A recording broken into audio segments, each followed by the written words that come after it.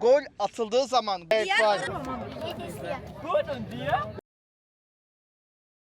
Yani doğrusu Büyükşehir Belediyesi, Ahmet Büyükşehir Belediyesi yönetimi olarak öncelikle kayyum sürecinden sonra bir toplumda yaşanan savaşın yarattığı derin yoksulluk, iki kültüre, Türkiye'nin tamamına egemen olan çatışma dili bu meseleye kafa yormamıza yol açtı. Aylar önce Forum Koordinasyon Ekibi ve yönetimle ilk toplantımızı aldığımızda yeni gelişen barış ve demokratik toplum sürecinin toplumda yaygınlaşması için yeni bir dile ihtiyaç olduğu vurgusu ön plana çıktı.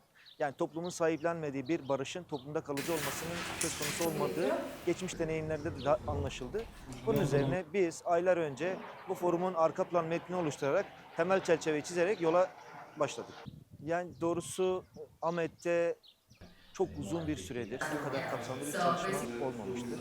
Biz de toplumun ihtiyaçlarının beklentisinin çok yoğun olduğu üzerinden yoğun bir programa odaklandık.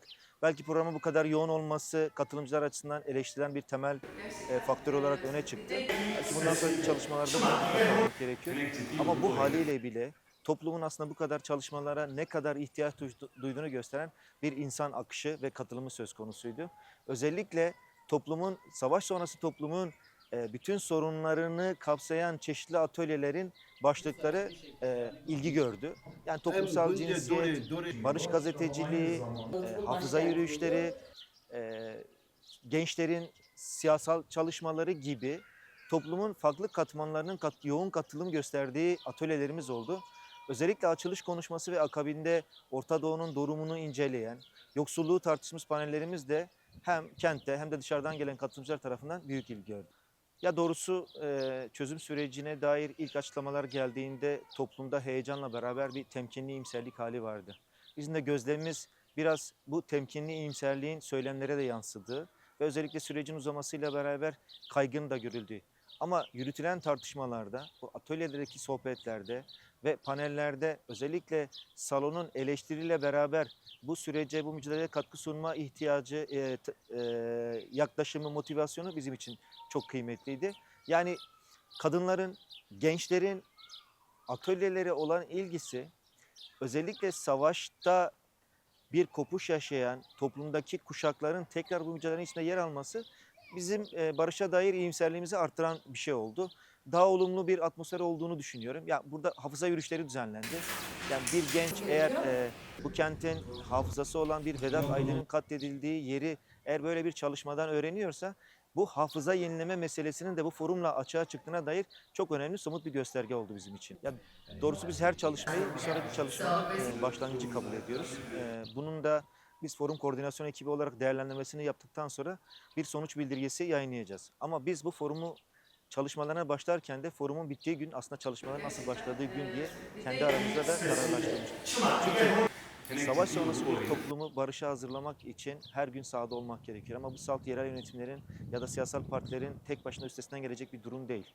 Biz burada aynı zamanda bu çalışmaların bileşeni olan sivil toplum örgütleriyle beraber bu meseleyi başlattık. Beraber tartıştık ve belki bundan sonraki süreçte beraber örmemiz gerekiyor.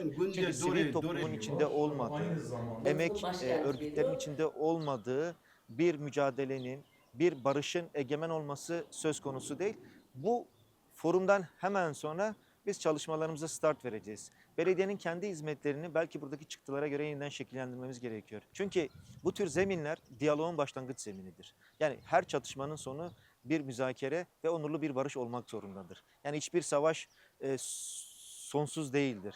Hepsi bir amaç uğruna bir araya gelen bir hak mücadele yöntemidir ama bugün artık silahsız bir toplum söz konusuysa bu çalışmanın kendisi tam da müzakere ve iletişimin altyapısını oluşturan bir yerdir.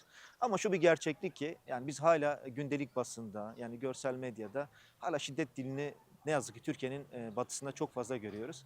O yüzden barış gazeteciliği bizim için çok önemlidir. Çünkü her gün insanlar radyoda, televizyonda, sosyal medyada haberlere maruz kalıyorlar ve buradaki dil Ahmet Spor sürecinde de gördüğümüz gibi hemen milliyetçi reflekslere dönebiliyor. O yüzden buradaki barış dilinin Türkiye'nin batısındaki sivil toplum örgütleri ve yerel yönetimler aracılığıyla taşınması gerekiyor. Yani ülkenin tamamında meselenin tartışılmadığı bir barışın kendisinin toplumda kalıcı olması ile ilgili kişisel kaygımı da paylaşmak istiyorum.